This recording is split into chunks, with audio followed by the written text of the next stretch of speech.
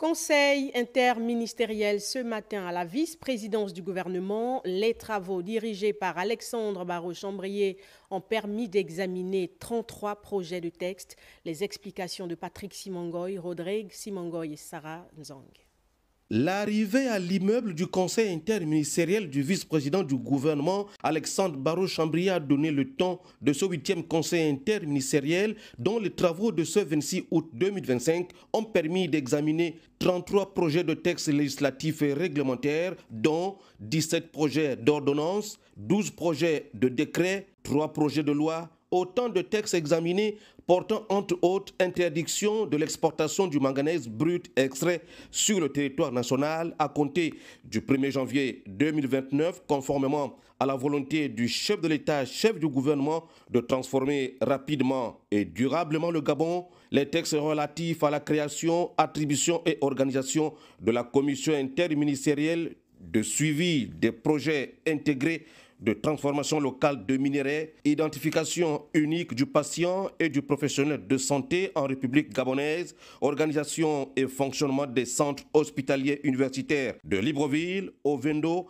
mère-enfant, du laboratoire national de santé publique étaient également sur la table de travail de l'équipe gouvernementale coordonnée par Barrot-Chambrier. Aussi, les décrets portant habilitation à fonder et à ouvrir des établissements privés d'enseignement supérieur, les dispositions de la loi portant statut général de la fonction publique et statut général des fonctionnaires, les conditions générales d'emploi des agents contractuels de l'État, la procédure de délivrance de l'agrément aux ambassadeurs accrédités au Gabon, la réorganisation du Musée national des arts, rites et traditions du Gabon ont retenu l'attention particulière du 8e conseil interministériel qui a, soulignons-le, enregistré ce jour 15 communications allant du bilan de l'activité parlementaire de la première session 2025, l'amélioration de l'accueil dans les formations sanitaires, la crise financière à la société Sokoba, à l'organisation du concours national de création de la tenue traditionnelle officielle. Les travaux de cette 8e réunion interministérielle ont minutieusement préparé la prochaine session du Conseil des ministres.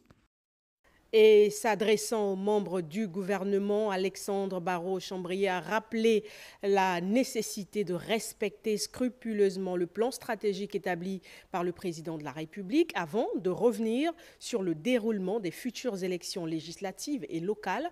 Le compte-rendu avec Frédéric Yenda Moukoula, Peter Manfumbi, Alain Serge Eyen.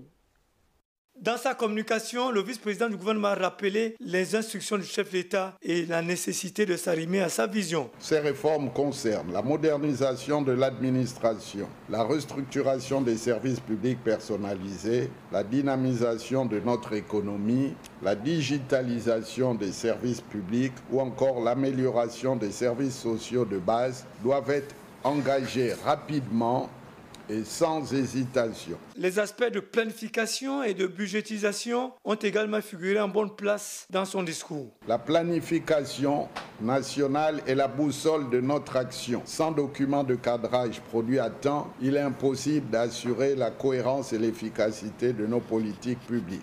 Le projet de loi de finances que nous allons analyser doit être le reflet fidèle de ce cadrage stratégique. Ce projet doit élargir l'assiette fiscale afin d'améliorer les ressources propres de l'État, rationaliser les dépenses publiques pour éviter le gaspillage et surtout donner la priorité aux investissements structurants qui changent la vie des populations et construisent l'avenir du pays. S'agissant de l'organisation des élections législatives et locales, le vice-président du gouvernement emboîte le pas au chef de l'État. Les élections législatives et locales à venir constituent le point d'achèvement du processus de transition dans notre pays. Prévu pour les 27 septembre et 11 octobre 2025, il nous faut réussir le pari de l'organisation de ces élections dans le respect de l'état de droit et nous avons été interpellés par le président de la République, chef de l'État, chef du gouvernement, sur